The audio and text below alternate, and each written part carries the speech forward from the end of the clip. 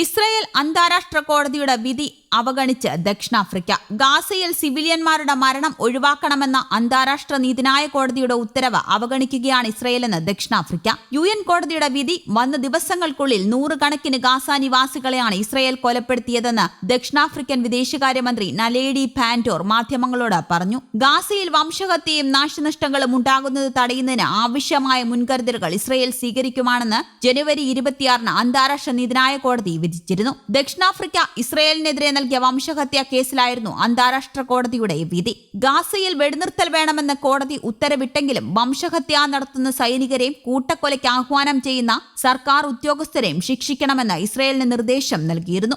ഗാസയിലെ സിവിലിയന്മാരുടെ മരണത്തിൽ ലോകം ഒന്നും ചെയ്യാതിരിക്കുന്നത് വലിയ അപകടമാണെന്ന് പാന്റോർ മുന്നറിയിപ്പ് നൽകി. സമാനമായ മൗനമാണ് 1994 റുവാണ്ടയിൽ 8 ലക്ഷത്തിലധികം ആളുകൾ കൊല്ലപ്പെട്ട വംശീയ ഉന്മൂലനത്തിന് കാരണമായതെന്നും അവർ ചൂണ്ടിക്കാട്ടി. അതേസമയം അന്താരാഷ്ട്ര കോടതിയുടെ തീരുമാനത്തെ അതിക്രമമെന്നായിരുന്നു പ്രധാനമന്ത്രി ബെഞ്ചമിൻ നെതന്യാഹു വിശേഷിപ്പിച്ചത്. ഒറ്റ ഇസ്രയേലി സൈനികനെ പോലും അന്താരാഷ്ട്ര ക്രിമിനൽ കോടതിക്ക് മുമ്പിൽ കൊണ്ടുവരില്ലെന്നും അദ്ദേഹം പ്രഖ്യാപിച്ചു. നവംബറിൽ നെതന്യാഹുവിനെതിരെ യുദ്ധക്കുറ്റം ആരോപിച്ച് അന്താരാഷ്ട്ര ക്രിമിനൽ കോടതിയിലും ദക്ഷിണാഫ്രിക്ക പ്രത്യേകം കേസ് ഫയൽ ചെയ്തിട്ടുണ്ട്. വെസ്റ്റ് ബാങ്കിലെ പലസ്തീനുകളെ ആക്രമിക്കുന്ന ഇസ്രായേൽ കുടിയേറ്റക്കാർക്കെതിരെ ഉപരോധം ഏർപ്പെടുത്തി അമേരിക്കൻ പ്രസിഡന്റ് ജോ ബൈഡനും രംഗത്തെത്തി. വെസ്റ്റ് ബാങ്കിലെ തീവ്രവാദ കുടിയേറ്റക്കാരുടെ അക്രമം അസഹനീയമായ തലത്തിലെത്തിയിട്ടുണ്ടെന്നും വെസ്റ്റ് ബാങ്ക്, ഗാസ, ഇസ്രായേൽ, പശ്ചിമേഷ്യ എന്നിവയുടെ സമാധാനത്തിനും സുരക്ഷയ്ക്കും സ്ഥിരതയ്ക്കും കുടിയേറ്റാക്രമണം ഗുരുതരമായ ഭീഷണിയാണെന്നും ഉത്തരവിൽ ജോ ബൈഡൻ പറഞ്ഞു. ഒക്ടോബർ 7 മുതൽ ഇസ്രായേൽ ഗാസയിൽ യുദ്ധം ആരംഭിച്ചതോടെ വെസ്റ്റ് ബാങ്കിലെ അക്രമങ്ങൾ വർദ്ധിച്ചുവെന്നും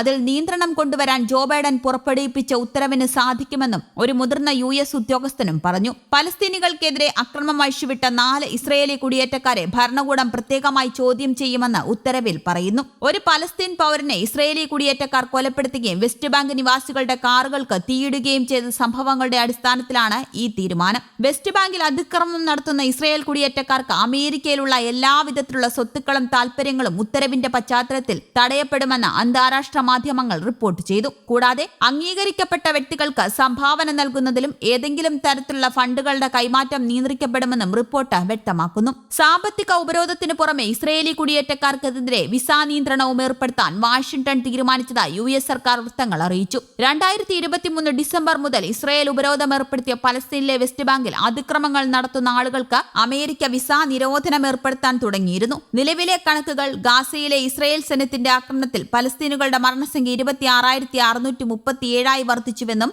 66,000 അധികം പേർക്ക് പരിക്കേറ്റിട്ടുണ്ടെന്നും റിപ്പോർട്ടുകൾ വ്യക്തമാക്കുന്നു. News desk Kerala Kaumudi.